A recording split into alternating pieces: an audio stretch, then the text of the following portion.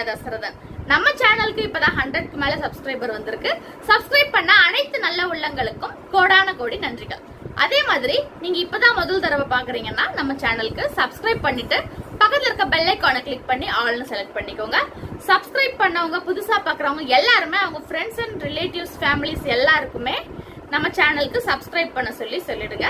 உங்களோட சப்ஸ்கிரிப்ஷன் ஒன்னொன்னும் எங்களோட எனர்ஜி. இன்னைக்கு நம்ம வீடியோக்குள்ள போகலாம். இன்னைக்கு நம்ம வீடியோல காராமணி வச்சு ஒரு வடை செய்யறோம். டெய்லி ஈவினிங் ஸ்நாக்ஸுக்கு முறுக்கு, மிச்சர், சிப்ஸ் அந்த மாதிரி போகாம நம்ம புரோட்டீன் நிறைந்த பருப்புகளை நம்ம பசங்களுக்கு கொடுக்கணும். டெய்லி ஒரு பருப்பு, காராமணி, மூக்கடலை, பச்சை பயிறு, பட்டாணி, ராஜ்மான்ட்டு நிறைய பருப்பு வகைகள் இருக்கு. இதை அப்படியே வேக வச்சு கொடுத்தா நம்ம பசங்க யாரும் சாப்பிடுறது இல்ல.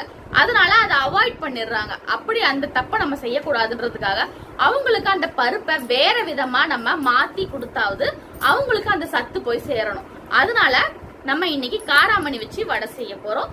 இதே காராமணியை வச்சு வடை செய்யற மாதிரி நீங்க மூக்கடலை, பச்சை பயிறு, பட்டாணி எல்லாத்தையுமே சேஞ்ச் பண்ணி வடை செய்யலாம். இன்னைக்கு நம்ம வெள்ளை காராமணி எடுத்திருக்கோம். வெள்ளை காராமணி வச்சு கிறிஸ்பியா வடை எப்படி செய்யலான்ட்டு வாங்க ஃப்ரெண்ட்ஸ் வீடியோக்குள்ள போய் பார்க்கலாம். இன்றைக்கி நம்ம வெள்ளை காராமணி எடுத்திருக்கோம். வடை செய்யறதுக்கு ஒரு 6 மணி நேரம் வெள்ளை காராமணியை நல்லா ஊற வச்சுக்கோங்க. நீங்கள் இதுக்கு பதிலாக என்ன பருப்பு வேணால் எடுத்துக்கலாம். அதுக்கேற்ற மாதிரி ஒரு 6 மணி நேரம் நல்லா ஊறட்டும். இதை நல்லா கழுவி இப்போ மிக்சியில் அரைச்சிக்கலாம். ரொம்ப நைஸாக அரைக்க வேணாம், கொஞ்சம் குறன்னே அரைச்சிக்கோங்க. தண்ணியெல்லாம் வடித்து மிக்சியில் எடுத்துக்கலாம். இந்த மாதிரி பருப்பில் நம்ம வடை செய்கிறப்போ அதில் இருக்கிற புரோட்டீன் சத்து நமக்கு முழுசாக போய் கிடைக்குது. ஒரு கிண்ணத்தில் நம்ம குறன்னு அரைச்சதை எடுத்து வச்சுக்கலாம். பாருங்கள் எந்த மாதிரி பதத்தில் இருக்குன்ட்டு. இந்த மாதிரி எல்லாத்தையும் கிண்ணத்தில் ஆட் பண்ணிக்கலாம். சில பருப்பு 1-2 உடஞ்சிருந்தா பரவாயில்ல, நல்லாயிருக்கும். அப்போ தான் கிறிஸ்பியாக நமக்கு கிடைக்கும். இந்த வடைக்கு தேவையான சால்ட்டு ஒரு 1/2 ஸ்பூன் சால்ட்டு, அரிசி மாவு 1 ஸ்பூன்,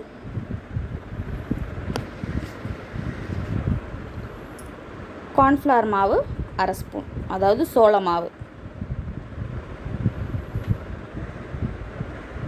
பச்சை மிளகா ஒரு பாதி பச்சை மிளகா சேர்த்துருக்குறேன். ஒரு சின்ன வெங்காயத்தை பொடியாக நறுக்கி சேர்த்துக்கலாம். கொத்தமல்லி, கருவேப்பிலை பொடியாக அரிஞ்சு சேர்த்துக்கலாம். இப்போ இது எல்லாத்தையும் நம்ம நல்லா மிக்ஸ் பண்ணிட்டு பெருங்காயம், ஒரு பிஞ்ச் பெருங்காயம். இது எல்லாமே பருப்பு வகைகள் இல்லையா, அதனால் கேஸ் ட்ரபிள் இருக்கிறவங்க சாப்பிட்ணுன்றதுக்காக இஞ்சி சீவனது, ஒரு துண்டு இஞ்சி சீவனது, இது எல்லாத்தையும் நல்லா மிக்ஸ் பண்ணி வச்சுக்கோங்க. கடாயில் எண்ணெய் சேர்த்து எண்ணெய் சூடானதும் வடை மாதிரி தட்டி இதை ஆட் பண்ணிக்கலாம். உங்களுக்கு போண்டா மாதிரி வேணும்னாலும் போண்டா மாதிரியும் செஞ்சுக்கலாம். இல்லை சின்ன சின்னதாக கிள்ளி போட்டு பக்கோடா மாதிரி செய்யணுன்னாலும் பக்கோடா மாதிரியும் செஞ்சுக்கலாம். உங்கள் இஷ்டம்தான். உங்களுக்கு பிடிச்ச ஷேப்பில் இதை நம்ம தட்டி போட்டுக்கலாம். ரொம்ப திக்காக போடாதீங்க, மெலிசாக தட்டி போட்டிங்கன்னா அந்த கிறிஸ்பினஸ் அப்படியே இருக்கும். கொஞ்சம் நேரம் கழித்து திருப்பி போடலாம். ஒரு சைட் நல்லா வேகட்டும்.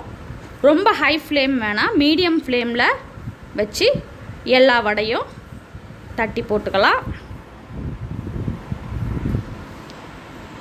நல்லா பொரியட்டும். இந்த மாதிரி நீங்கள் காராமணியை செஞ்சு கொடுத்தீங்கன்னா அது கண்டுபிடிக்கவே முடியாது. அவங்க சாதாரண மசால் வடை நினச்சி சாப்பிட்ருவாங்க. ஆனால் அந்த காராமணியோட சத்து அவங்களுக்கு போய் சேர்ந்துடும். ஒரு சைடு வந்துடுச்சு. நம்ம எல்லாத்தையுமே திருப்பி போட்டுக்கலாம்.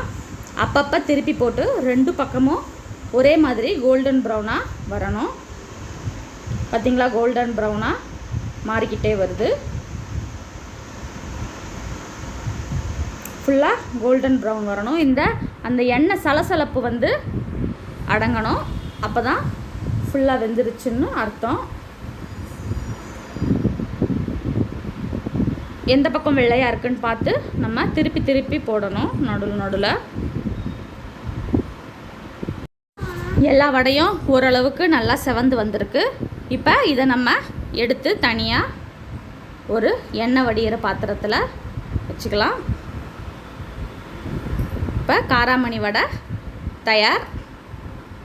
இதுக்கு தொட்டுக்க சட்னி தேவையில்லை, அப்படியே சாப்பிட்லாம். சப்போஸ் உங்களுக்கு சட்னி வேணுனாலும் தேங்காய் சட்னி வச்சு சாப்பிட்டா ரொம்ப நல்லாயிருக்கும். இதே மாதிரி உங்கள் வீட்டில் செஞ்சு பாருங்கள் ஃப்ரெண்ட்ஸ். உங்கள் ஃப்ரெண்ட்ஸுக்கும் இதை ஷேர் பண்ணி சப்ஸ்கிரைப் பண்ண சொல்லுங்கள் ஃப்ரெண்ட்ஸ். இந்த வீடியோ உங்களுக்கு பிடிச்சிருந்தா லைக் பண்ணிவிடுங்க ஃப்ரெண்ட்ஸ். நாளைக்கு ஒரு டேஸ்டியான யம்மியான உங்களுக்கு ரொம்ப பிடிச்ச ஒரு டிஷ் ஒன்று செய்ய போகிறோம். Please wait and watch.